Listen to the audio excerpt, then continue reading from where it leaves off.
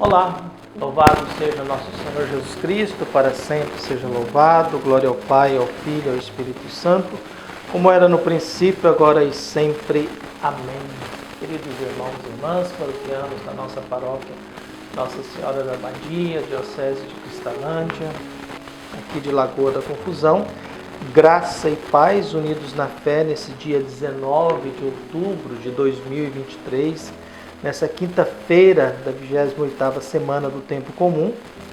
Pedimos a Deus que abençoe e ilumine também.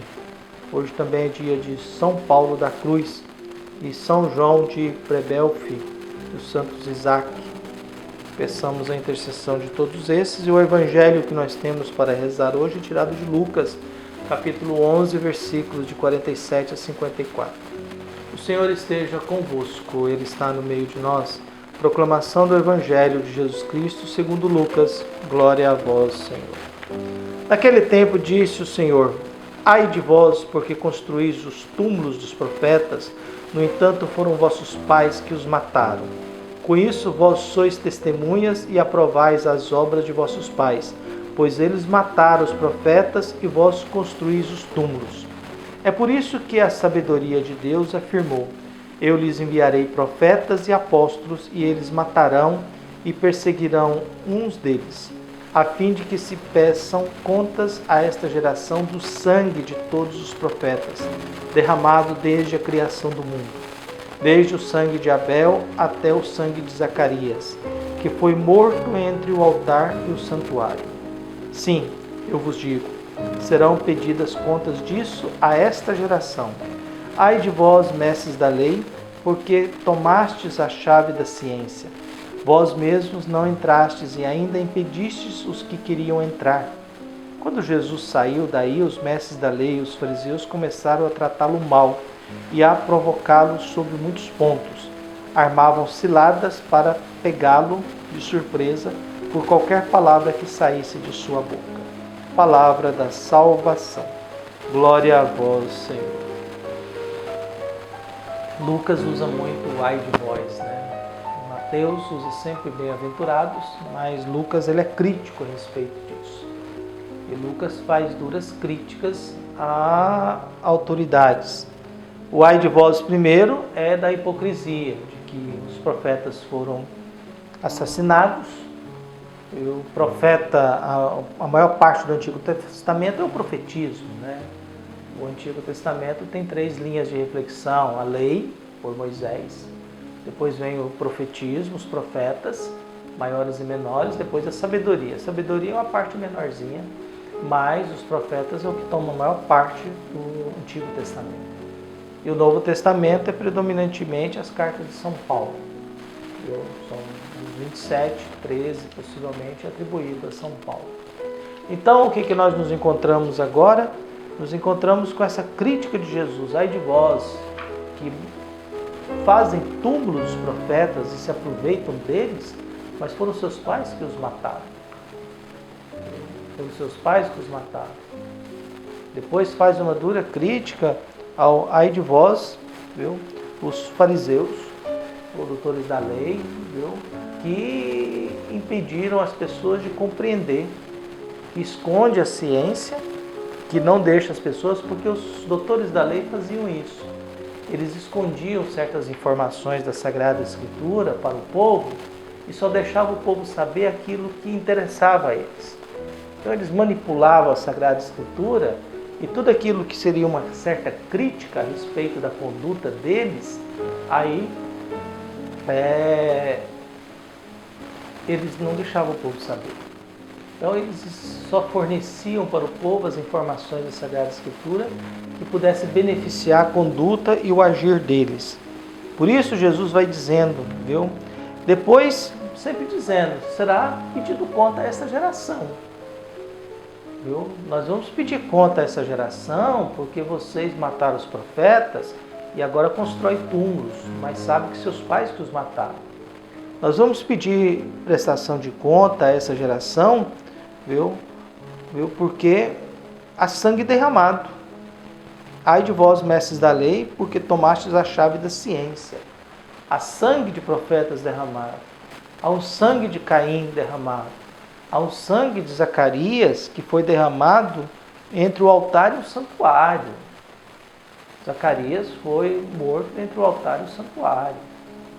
Em outras palavras, morto em lugar sagrado, lugar santo. Nós vamos pedir prestação de conta a essa geração pelo sangue derramado. É a religião que resolve matar pessoas, né? Isso não acabou não, porque o meio de destruir as pessoas hoje são as redes sociais, né? A gente tem uns grupinhos aí de gente do Conselho do Trento, os padres novos aí, conservadores, que exigem tanta coisa, mas não tem problema nenhum de fazer show, de fazer espetáculo, de fazer apresentações e tudo mais, mas ao mesmo tempo são extremamente rigorosos, outros assim, não têm a mínima noção do que eles fazem da vida fora das redes sociais. Então nós temos aí esses grupos conservadores ligados aos Concílio de Trento ainda, que não acolhe o Vaticano II e condena e julga todo mundo e fazem inquisição. E a gente sempre diz, o altar está se tornando um lugar meio perigoso, né? E sala de aula também, né? Dois ambientes, um para rezar e outro para ensinar. Se você não se comportar, alguém filma e aquilo lá pode te fazer alguém te colocar na fogueira, na inquisição, né? Entendeu? Então, quer dizer, a gente sempre tem esses radicalismos aí que fazem barulho, que são perigosos, esses grupos religiosos aí, mais conservadores, rigoristas, até porque nós vivemos num mundo que se a gente for muito rigorista, se eu for muito rigoroso com tudo que a igreja pede, eu vou ter que fechar essa paróquia aqui. Eu vou ter que fechar, porque ninguém passa, né? Ninguém é aprovado, né? Cada um tem um probleminha, cada um tem uma dificuldade, cada um tem uma situação mais delicada. E aí, se a gente for assim, ó, ferro e fogo, a gente vai ter que fechar a igreja mesmo, né? Abandonar a lagoa, né? Vamos vender a igreja católica, porque não vai ter gente que passa no teste rigoroso das doutrinas conservadoras da igreja, de modo nenhum. Por isso que São Lucas é tão importante. Lucas é o homem da misericórdia.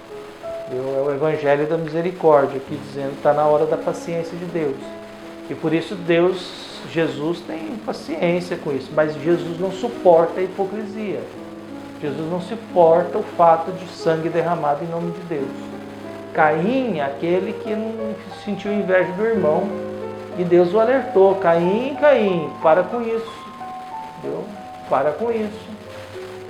Você anda muito com raiva, Caim, para com isso. Não fique com raiva. Deus alertou Caim. Caim não aguentou, matou. E quando Deus pergunta sobre o seu irmão, cadê o seu irmão, Caim? Por acaso eu sou guarda do meu irmão?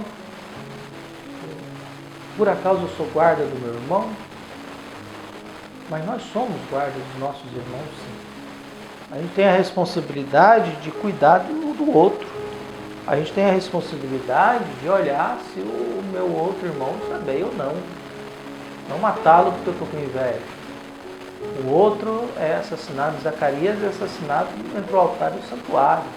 É assassinado de sangue derramado, e hoje há muito sangue derramado nesse mundo nosso. É lamentável porque quando a gente vê que a igreja está perdendo os fiéis, e a gente não faz uma crítica dura a respeito disso, e acha que os fiéis são culpados, não. Acho que a coisa é outra. O que nós estamos fazendo que ninguém está interessado na gente? Se a gente tem algo bom para oferecer, uma palavra boa, por que nós não atraímos? É claro que tinha um papa que dizia, não interessa a quantidade, interessa a qualidade. Só que nós não estamos com nenhum nem outro. Nós não temos nem quantidade nem qualidade, né? Tanto que o mundo geral está pouco se lixando para aquilo que a igreja fala. Aquilo que os bispos falam, aquilo que os padres falam. Esse tempo de que quando a CNBB se reunia e a imprensa nacional prestava atenção nos bispos, acabou. Isso não existe mais, quer dizer, a igreja está entrando no descrédito geral. É lamentável isso, mas é preciso refazer, viu? E Jesus, depois dessa conversa, começa a ser perseguido duramente pelos fariseus e os doutores da lei. Peçamos a Deus que abençoe a todos nós, que tenhamos mais misericórdia do que sacrifício na nossa conduta e na nossa vida. Um abraço, até mais.